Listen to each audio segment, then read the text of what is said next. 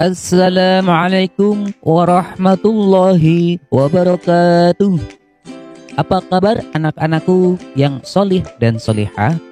Bagaimana kabar hari ini? Semoga kita semua dalam keadaan sehat dan selalu dalam lindungan Allah Subhanahu wa Ta'ala. Sebelum kita mulai pembelajarannya, marilah kita berdoa terlebih dahulu. Bismillahirrahmanirrahim. Rabbi zidni ilma warzuqni fahma. Amin.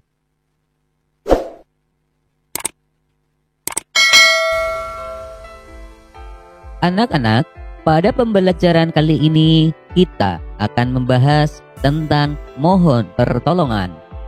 Semoga dengan menyimak video pembelajaran ini, kalian dapat memahami perilaku mohon pertolongan dan mencontohkan perilaku mohon pertolongan kepada Allah Subhanahu wa Ta'ala. Allah Subhanahu wa Ta'ala mengajarkan kepada kita agar selalu memohon pertolongan hanya kepadanya. Allah Subhanahu wa Ta'ala adalah Tuhan yang menciptakan kita dan yang memberikan rizki kepada kita. Oleh karena itu, Allah Subhanahu wa Ta'ala sebagai satu-satunya tujuan dalam beribadah dan tempat memohon pertolongan. Allah Subhanahu wa Ta'ala berfirman dalam surat Al-Fatihah ayat 5. Bismillahirrahmanirrahim. Iyyaka na'budu wa iyyaka nasta'in. Shadaqallahul azim. Artinya, hanya kepada Engkaulah kami menyembah dan hanya kepada Engkaulah kami memohon pertolongan. Ayat tersebut menjelaskan bahwa hanya Allah Subhanahu wa Ta'ala satu-satunya tujuan dalam beribadah dan memohon pertolongan. Maka dari itu, kita tidak boleh menyembah dan memohon pertolongan kepada selain Allah Subhanahu wa Ta'ala. Misalnya, menyembah dan memohon pada matahari, bulan, bintang, pohon, api, dan lain sebagainya, itu namanya perbuatan syirik. Sedangkan orang yang melakukan perbuatan syirik disebut dengan musyrik. Ingat ya, kita beribadah dan memohon pertolongan hanya kepada Allah Subhanahu wa Ta'ala saja.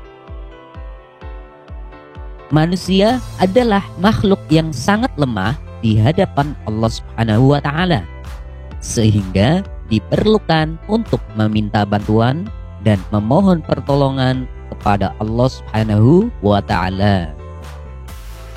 Lalu, bagaimana cara kita agar mendapatkan pertolongan dari Allah Subhanahu wa Ta'ala? Caranya adalah dengan berdoa kepada Allah Subhanahu wa Ta'ala.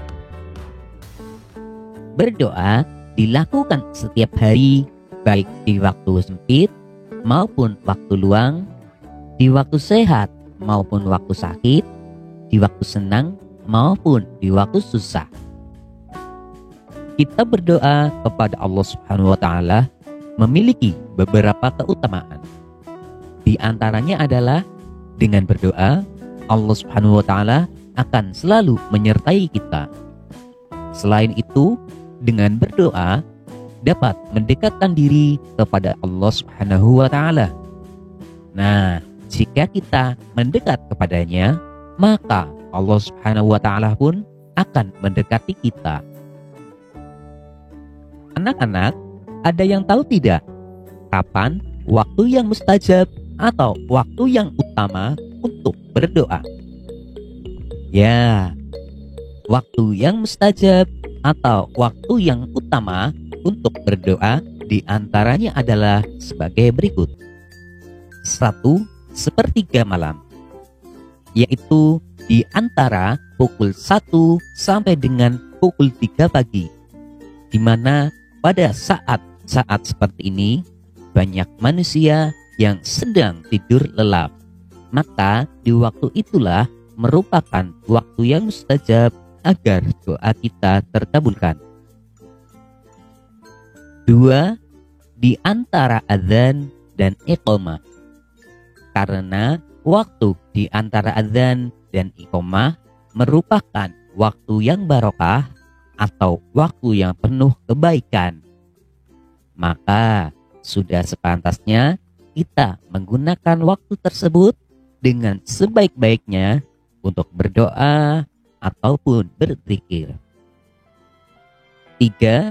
Di antara dua khutbah, yaitu saat khatib sedang duduk. Maksudnya, setelah khatib selesai melaksanakan khutbah pertama dan sebelum memulai khutbah yang kedua. 4. Sesudah sholat fardu. Jika kita sudah selesai melaksanakan sholat fardu, maka kita disunahkan untuk melakukan zikir dan berdoa. Jangan sampai setelah kita selesai melaksanakan sholat fardu, kita langsung pergi dan melakukan kegiatan yang lainnya. Akan tetapi, kita gunakan waktu sesudah sholat fardu itu dengan sebaik-baiknya untuk berzikir dan berdoa. Bismillahirrahmanirrahim. Ud'uni astajib lakum. Artinya, berdoalah kepadaku, niscaya akan kukabulkan kepadamu. Al-Quran Surat Al-Mu'min ayat 60. Anak-anak, setelah kalian menyimak video pembelajaran ini, ayo jawablah pertanyaan-pertanyaan berikut. 1. Kita memohon pertolongan hanya kepada. 2. Iyyaka na'budu wa iyyaka. 3. Sebutkan 2 keutamaan berdoa. 4. Sebutkan 3 cara berdoa kepada Allah Subhanahu wa Ta'ala. 5. Apa arti dari ud'uni astajib lakum? Demikianlah pembelajaran kita kali ini. Untuk materi pembelajaran selanjutnya, tunggu video berikutnya. Wassalamualaikum warahmatullahi wabarakatuh.